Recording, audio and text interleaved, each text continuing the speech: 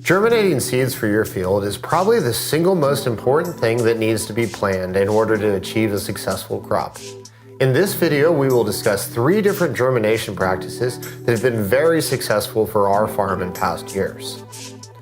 Before we go into the nuts and bolts of how to germinate the seeds, it's very important that we spend some time discussing the space, lighting, and soil needs for successful germination. While we are certainly aware that most other commercial crops are planted with a multi-row direct seeder, we absolutely cannot endorse this as a practice for industrial hemp. When attempted in past years, we have seen horrible germination rates and high rates of infant death.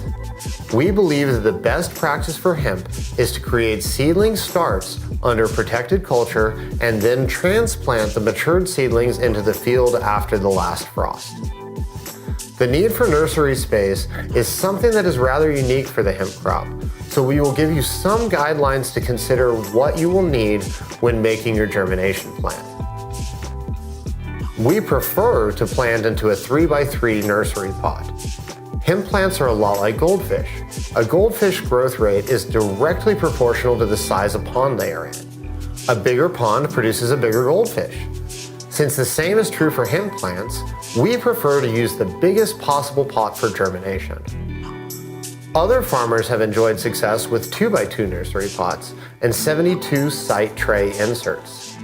Each of these are adequate space for germination of your hemp seeds, but will require longer periods under protected culture before being transplanted due to slower growth rates. They will also require more labor and attention since the smaller pots will dry out much faster than the larger vessels. Available grow space will be the biggest factor in determining which size nursery pot will best fit your needs.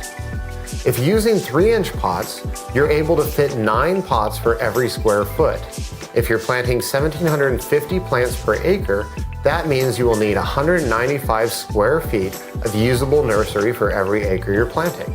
If using 2-inch pots, you're able to do 18 pots for every square foot, which means that if you're planting 1,750 plants per acre, you will need 97 square feet of usable nursery for every acre you're planting. If you're using 72 site trays, you're able to fit 36 plants for every square foot. If we're planting 1,750 plants per acre, that means you will need 48 square feet of usable nursery for every acre you're planning on planting. Whatever size vessel you choose to use, it is critical that they are placed on a level surface, preferably off the ground. The level surface is necessary to keep watering from pooling to one side of the tray or the other. If this occurs, half the tray will remain too wet, while the other half dries out too quickly. This can be detrimental to small plants and can cause high rates of failure. Secondly, it's important to keep the plants off the ground if rodents are a problem in your area. Hemp seeds are a delightful meal for mice, rats, and other rodents, so keeping them out of your space and off your trays is incredibly important. Nothing is more frustrating than putting in all the work to plant thousands of seeds only to find half of them eaten by mice. We prefer to germinate seeds in a greenhouse, but indoor spaces can also be adequate for the germination. If you're going to use an indoor space, proper lighting is essential for your success.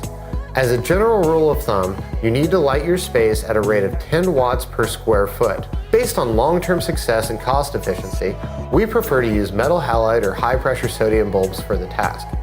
We have, however, had much success with LEDs, CMH, and T5 lighting setups as well. The problem with these other newer models is that they cost more and do not seem to perform well enough to justify their initial cost of entry. The medium used for seed sprouting can be highly variable with hemp plants. We have had high levels of success with several different mediums, but our preference is for a 50-50 mix of charged organic soil and a light, highly aerated seed starting mix. The highly aerated mix provides a great environment for the roots to expand, while the light nutrient charge keeps the plants thriving during the last few weeks of early life. Now that we have discussed some of the basic needs for germination, let's go over 3 ways that we have been most successful in past years germinating seeds. We've listed them in order of our most preferred to the least. Different parts of the country will have vastly different conditions, meaning that some techniques will work in one part and it may not work in others. If you are unsure, we suggest doing a small batch of each one a few weeks before your main planting and record the technique that works best for your space. The first one we'll talk about is direct planting with humidity control. When you consider that a relatively small farm, say 5 acres, will require 8,750 plants, it's important to try and limit the amount of steps that will go into each process. What may have worked for 10 seeds is much different when scaled up to even an acre. As a result, our preferred method has been to direct seed into trays without any additional preparation. We prefer this method because it requires less steps, less time, and less labor to be achieved. Though we sometimes get slightly lower germination rates with this method, we still prefer it because the extra cost of labor makes up for the lost seed. We also try and plant at least 10% extra seed to account for lost germination and statistical outliers such as runs. This method of germination can be done by hand or with an automated seeder. What is important here is that the seed is not planted too deeply, only approximately a 1/4 inch deep, and that the adequate levels of heat and humidity are maintained until the germination process takes place. Humidity can be maintained through spraying the soil with misters or with a humidity dome. If a dome is used, it should be removed after 75% or more of the seedlings have emerged from the ground. This is a necessary step for hardening off seedlings after being in a higher humidity environment and should be done as soon as possible to keep the plants from dampening off. Keeping the trays off the ground can help to insulate them from ground temperatures and will often be enough to maintain appropriate temperatures for germination. In some colder climates, heating mats and additional heating may be required. In warmer climates, however, humidity domes may trap too much heat and cause the seeds to melt before germination. Understanding your environment is key to success, so some trial may be required in order to have the highest success rates with germination. Keep in mind that you are simply trying to provide a nice climate for the seeds to germinate in.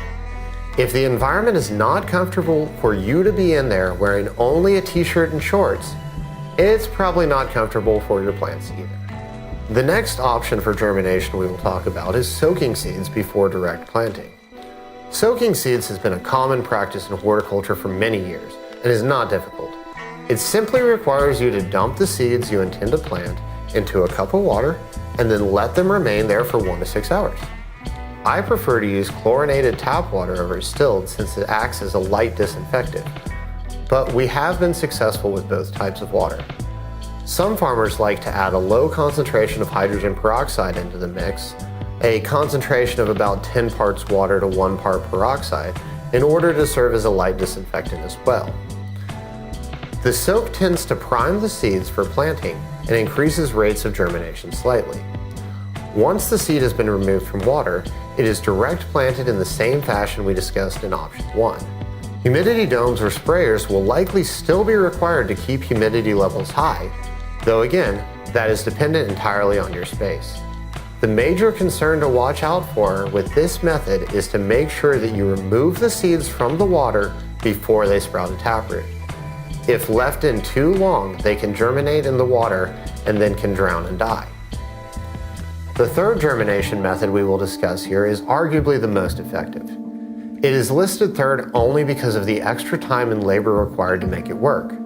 On a large scale, this may not be practical, but if the highest level of germination is the goal, this is the best way to achieve that.